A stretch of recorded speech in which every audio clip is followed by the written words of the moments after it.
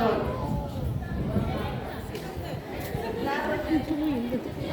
ಹದಿನಾರು ವರ್ಷ ಆಯ್ತು ಕೃಷ್ಣ ನೋಡಿ. ನನ್ನ ಕಣ್ಣಲ್ಲಿ ಅವನೇನು ಎಳೆ ಗೊತ್ತಿಲ್ಲ. ಗದ ಎಲ್ಲ ಮಕ್ಕಳು ಅಪ್ಪ ಅಮ್ಮಂದ್ರ ಕಣ್ಣು ಮುಂದೆ ದಿನ ಚೂರು ಬೆಳೆದ ನೋಡು. ಅಪ್ಪ ಅಮ್ಮಂದ್ರ ಪುಣ್ಯವೇ ಪುಣ್ಯ. ಮಕ್ಕಳನ್ನು ಆಡಿಸಲಿಲ್ಲ, ಜೋಗ ಆಡಲಿಲ್ಲ, ತೂಗಲಿಲ್ಲ, ಆರೈಕೆ ಮಾಡಲಿಲ್ಲ. ನೋಡಿ ಯಾರೋ ಬಂದ ಆಗಿದೆ. ಓಹೋ ಮಹಾರಾಜ, ಬಾ ಬಾ ಕೂತ್ಕೋ. ನಿದ್ದೆ ಬಂತ ಬಾವ. ಬರದೇ ಏನು ಮಾಡುತ್ತೆ ಅರಸನ ಕಾಣ್ತಾ ಇಲ್ಲ, ಕಾಣ್ತಾ ಇಲ್ಲ. ಬಾ ಕೂತ್ಕೋ. ಶಬಾಷ್ ಬಾವ, ನನ್ನ ಮನೆಯಲ್ಲಿ ನನಗೆ ಉಪಚಾರನ. ನನಗಂತೂ ರಾತ್ರಿ ಎಲ್ಲ ನಿದ್ದೆನೇ ಇಲ್ಲ.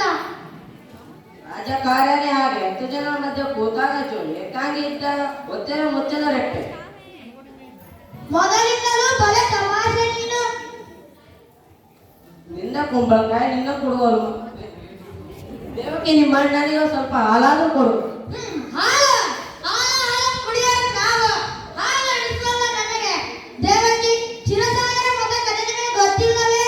ದೇವಕಿ ಹಾಲು ಗೀಲು ಏನೂ ಬೇಡ, ಸ್ವಲ್ಪ ಮಾತಾಡಿ ಹೋಗೋಣ ಅಂತ ಬಂದೆ. ನಿನ್ನ ಕುಂಬಳಕಾಯಿ ನಿನ್ನ ಕೊಡುವಲು. ಮಾತಾಡು ಮಹಾರಾಜ. ನೋಡಿದ್ಯಾ ಇನ್ನೂ ನನ್ನ ಮೇಲೆ ಅಸಮಾಧಾನ. ನನ್ನ ತಂಗಿ ಮೇಲೆ ನನಗೆ ಪ್ರೀತಿ ಇಲ್ಲ ಅನ್ಕೊಂಡೆ. ಸಂಕೋಚ ಅನಿಸುತ್ತಿದೆ. ನಿಜ, 100ಕ್ಕೆ 100 ಅಪರಾಧಿಸಿದ್ದದ್ದು. ಕೊರಳಿಗೆ 3 ಎಳೆ, ಕೈಗೆ 2 ಎಳೆ, ಕಾಲಿಗೆ 1 ಎಳೆ, ಎಲ್ಲ ಚಿನ್ನದ್ದೇ.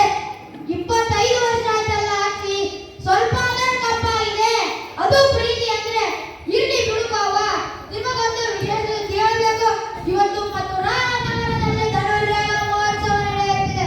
ದೇಶದ ಎಲ್ಲಾ ಕಡೆಯಿಂದ ಸಾಹಸಿ ಯುವಕರು ಬಂದಿದ್ದಾರೆ. ರಾಜರ ಮುಂದೆ ತಮ್ಮ ಶಕ್ತಿಯನ್ನು ಪ್ರದರ್ಶಿಸಲು ಮಥುರಾ ಪ್ರದೇಶ ಎಲ್ಲವೇ ಮುಚ್ಚೋಯಿ ಹುಡುಗರಂತೆ. ಇವತ್ತಾ ಬಿಲ್ಲ ಹಬ್ಬ. ಯಾಕೆ ನಿಮಗೆ ಗೊತ್ತಿಲ್ಲವೇ? ಅದೃಷ್ಟವಂತರು ನೀವು. ಒಂದೊತ್ತಿಗೆ ಊಟ, ಒಂದೊತ್ತಿಗೆ ನಿದ್ದೆ.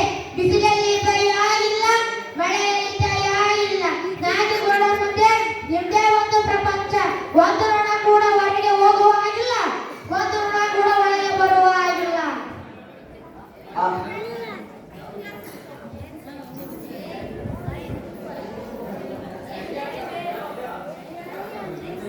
ಅದು ಮುಪ್ಪು ಸೆಲವಿಂದ ಒಳಗೆ ಬಂದೇ ಬಿಡ್ತು.